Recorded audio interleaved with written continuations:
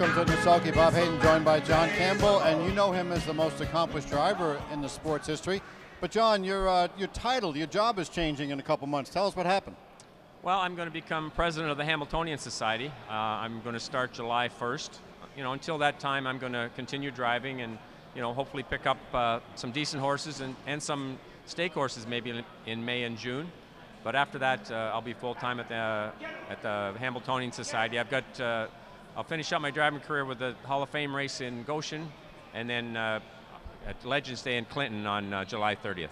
What does the president's job entail? Because they cover a lot of races, right? The Hamiltonian Society? Yeah, we do service a lot of races. It's a broad spectrum of what the job entails. I think the overall thing that I'm going to be trying to do is getting the various entities of our business together, the racing commissions, the horsemen's associations, and the racetracks together, and make decisions that are going to be for the betterment of our sport going forward. And that's a difficult job to do, but that's what Tom Charters has done over the years. And there's a lot of managing with stakes, getting races placed, stuff like that. So it's a broad spectrum of what the job entails. And we just had some news that John Campbell has just been inducted into the Ontario Hall of Fame. That's Sports Hall of Fame. John, what's that all about? Well, I don't have all the details. I just got an announcement that I've been nominated and elected into it. It's a ceremony October 2nd. So anytime you're getting outside your realm of your industry and sport, that's a great honor.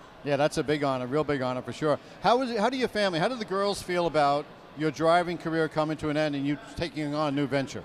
Oh, they're excited for me. It was something that Paula and the girls and I all talked about before I accepted, and yeah, they think it's a great opportunity for me. They're looking forward to it, and I'm going to get advice from them moving forward because I've got girls that work in the corporate world. Well, John's learning from the girls going forward. I would like that. Moira Fanning, of course, is there. A lot of good people. So we want to talk about, of course, some of your horses too. We're going to right off the bat show the Mac-Lobel Hamiltonian. We lost him last year at age 32, but my goodness, what a fun horse to be around. What a fun horse to watch. Huh? What a great horse, Mac-Lobel. Yeah, he was. I mean, he's off in front here. He's opening up and he's trotting good, but his mind would wander, and he made a break right at the wire before, but just a tremendous horse, the greatest horse that I had the pleasure to drive. We're going to fast forward now to the 2002 Meadowlands Pace from Mach 3. Now, here's an interesting horse because this horse kind of flew under the radar, in my opinion. And I think he showed as a stallion siring somebody somewhere. He's for real. He's for real on the racetrack, too. But not everybody thought he was a great horse. I certainly did. Well, if you won't see it, but he's in front here. But they were going a half at 53 and a piece, and I was laying maybe 4th or 5th on the rail. And I moved him back to the front. He just stepped around them like they were going a half at 58. And then he held on and raced sensational that night. And he is an underrated sire, except for Some Beach Somewhere. Obviously, everybody knows how great he was, but he has a lot of really good horses and tough horses and horses that race year in and year out throughout North America.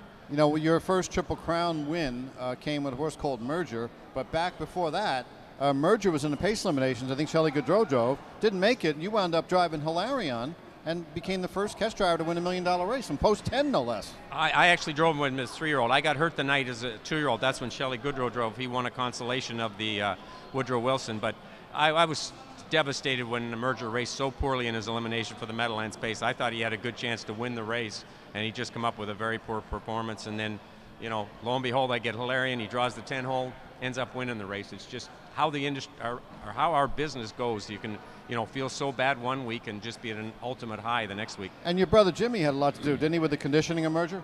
Yeah, Jim worked for me at the time, and he basically ran the barn.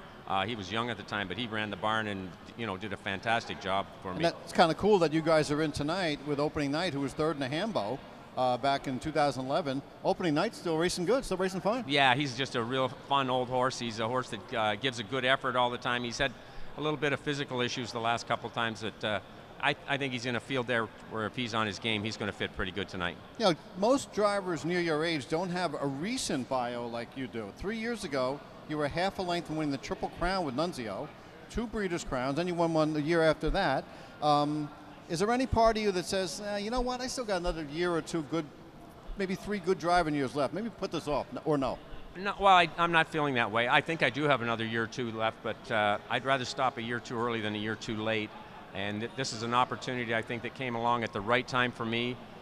It's certainly a challenge, but it's one that I'm looking forward to and I'm excited to get started on.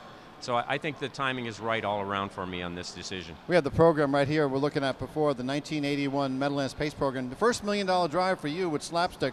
What was it like getting behind the gate? First time ever for $1 million purse? Geez, it's so long ago, I don't remember, Bob.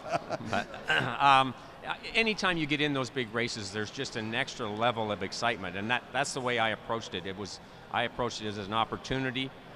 Certainly you're a little nervous, maybe the day of the race, especially the first time, but once you get into the post-parade, you're concentrating on what you're going to do, what you think your horse can do, and how the race is going to unfold, and the butterflies go away then. But it's always an extra level of excitement when you get in those big races like that, and I never lost that. I still have that today. We heard a rumor before with some pictures to back it up that you had a 40th wedding. Was it a wedding renewal? Were you married again in Vegas? Elvis was there. What happened there? Well, Paula wanted to get married by Elvis to celebrate our 40th wedding anniversary and renew our vows, and we did, and it worked out great. We just had so much fun with it, the two of us, and that's the second time we renewed our vows at 20, 40, so I guess we're now looking forward to 60. But Paula overshadowed you on that day with the 40 because she was wearing the same dress that she was originally. So right there, that's the story. Yeah, it is a great story. She looked just as beautiful 40 years later in the dress. It looked great on her. And as I said, we had so much fun, just had some laughs, and really enjoyed it. And that came as a surprise to your girls too, right? They weren't in on it. They knew their mother was trying to put it together. They knew I wasn't that keen on it, but I was actually glad we did it. J.L. Cruz, a couple of years ago, 49-4, the only trotter ever to go a mile here under 150. Boy, when he maintained his form, he doesn't kid around, that guy, did he? No, he got off to a great start here with those late closers. He's just got so much confidence and was winning. He was winning easy, and horses know the difference between winning and losing, and he just thrived on that winning situation that he was in, and he was not stressed doing it. And he just carried that form, right through till the middle of August. And I can't stress enough what those winter series is, and then he went to Pocono for a series, just did for his confidence. One horse a lot of people don't remember you drove very well was during the summer of 2010, Rock and Roll Heaven. When Dan Dubé was injured, you subbed for him. Man, he was good, Rock and Roll Heaven, for the whole year, really. But if not for some wild lever there, he should have won the Meadowlands Pace, too. Yeah, he got torched the first quarter, 25 and a piece, and that cost him the race. And, after that, he just went on a tear, and he carried his form through the end of the year. It was just phenomenal. He was just unbelievably dominant, which is very difficult to do in this day and age. Yeah. Let's take a look at some John Campbell drives tonight. Third race, number 4, Cinnamon Prayer. It's just her third career start. What about her tonight? Well, she had a little issue last week. She wasn't trotting as good as she normally does. The week before, I was very impressed with her race for her first start. She's in a field where she fits. I don't think she can dominate, but she's definitely fits in there because it's basically the same as her inexperienced trotters. In the 5th race, you got the 1 from Mark Harder, Chapter 2, long shot, 20-1.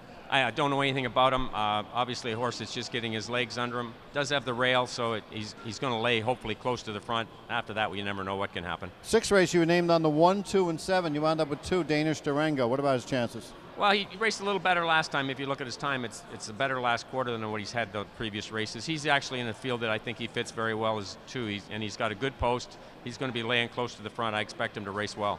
And the 7th race, number 4, Not Before 8, finished very well last week. Yeah, she's always a closer, and she's out at the mercy of fractions and just how it sets up. But if they get down there on time for the first half and she's close to the head of the stretch, she always gives you a good run. And 8th race, on the march towards $1 million, it looks like opening night from the rail is the horse to beat. I think so. He's got, obviously the good post. That's going to help him. As I said, he's had some physical issues a couple of times the last few starts, and Jim thinks he's going to be very good tonight, and it's obviously a field that he fits in. Okay, John Campbell, we don't have that many more months of you driving. We're looking forward to you being here. Now, your last drive, again, for those people who are just tuning in, your last drive will be when, and your last exhibition is at Clinton, I believe, on Legends Day. Yeah, I'm going to drive, professionally through till the end of June, and then my last drive will be at Clinton on July 30th. Okay, John Campbell is in another Hall of Fame, the youngest ever Hall of Famer here at 35. John, thanks for stopping by. Good luck tonight. Tell Paula we're looking forward to the 60th pictures, too. All right, thanks a lot, Bob. Okay, great. Thank you.